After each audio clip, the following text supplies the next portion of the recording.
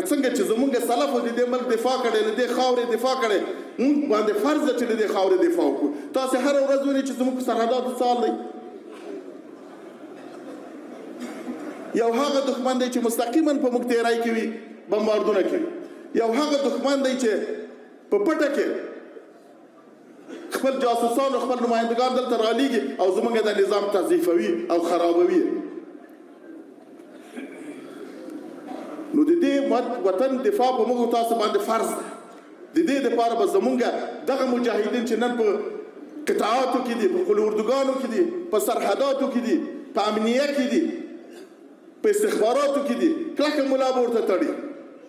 دوی هغه کسان دي چې په اول خط کې ولاړ دي، موږ د دوی شاته ولاړ یو. دوی به په عصري ټکنالوژي او عصري تخنیک باندې به ځان سنبالوي. ځکه نن د دې ورځ نه ده چې په کلشنکوف کار وشي، نن په M4 باندې کار نه کیږي.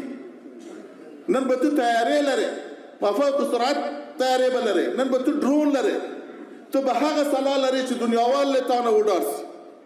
که نه تاسې وینئ زمونږ په ګاونډ کې ملکونه دي چې په خپلو سلاحو باندې مغروره دي، وایي چې امارت خو نو زمونږ په مخ کې هېڅ هم نه دی، موږ خو داسې سلاحوې لرو.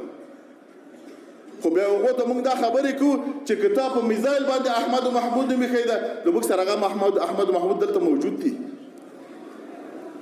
تا په میزایل باندې غزنوي نوم ایښی، بابر دې نوم پیښی، ابدالي دې نوم پیښی.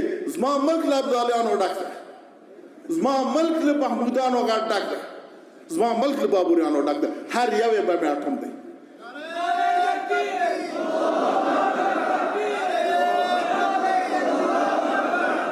که له دې سرحد نه 5 د محمودو، د ابدالي او د بابر زمن در ایله کو، بیا به په بحر هند کې هم څوک نه شي ټینګولی. محترمو ورونو، زما مطلب د دې نه دی چې دا ملک له موږ نه نن د سرحداتو دفاع غواړي. نن د ټولو دنیا فکر مونږ ته ده چې موږ له دې سرحداتو څنګه دفاع کوو. هغه خلک ولاړو چې هغه سرحد یې خرڅ کړ او اغزن سیمې پرې تیر کړ. هغه خلک ولاړو د هغو خیانت په تاریخ کې نشته. نن د دنیا سترګې ما او تا ته دي، زما او ستا مجاهد ته دي، او لله الحمد زموږ ستاسو مجاهدین سرحدات په ښه صورت سره ساتلي دي چې دښمن په بده سترګو ورته کتلي دي، سترګې یې پرې راویستلې.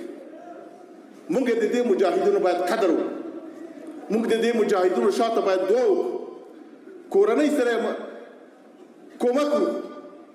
هغه ملکونه چې نن زموږ په سرحداتو تعرض کوي، زموږ په خلکو تعرض کوي، بې ګناه خلک وژني، د هغه خلکو چې په همدغه 50 ملکونو کې له ناټو سره یو ځای او په دې افتخار کوو چې موږ د ناټو غړي او له ناټو سره په کومک یو او د دوی په اصلاح د تروریزم په جنګ کې موږ دوی سره دا په 12 بجو د شپې چې وتښتېدل شکست وکړو، همدا خلک نن بیا څنګه بریتونه تاوي چې موږ به دا وکړو، نن به ها وکړو. موږ له ډېرې حوصلې کار واخیست، موږ له ډېره ترحم نه کار واخیست. دا زموږ د امیرالمؤمنین حفظه الله تعالی پالیسي ده چې موږ ډېر په ترحم، په شفقت او د صلح له لارې غواړو له خپلو ګاونډیو او له خپلو منطقې له ملکونو سره مخ ته ولاړ شو. خو که څوک بیا په دې طریقه نه ځي، بیا زموږ بله لاره هم شته. او موږ دوی ته بیا دا نصیحت کوو چې دوی د هغه تور زوړ تاریخ نه تکراروي چې هغه دوی تکرار کړ او پرې باندې ټوټې ټوټې شول. دا وارې که دغه زوړ تاریخ بیا تکراري، دا وارې به بیا ټوټې ټوټې کېږي، له بینه به ځي. مشکل هر څه چې د خپل ملک دی، خپل ملک دی راضي کړي، خپل خلک یې په مقابل کې په جنګ کې دي. کوم خلک چې د دوی په مقابل کې نن جنګېږي، که هغه په هر نامه دي، زموږ خلک نه دي، دوی خلک دي. خپلو خلکو سره کښېنه، مشکل حل کړه.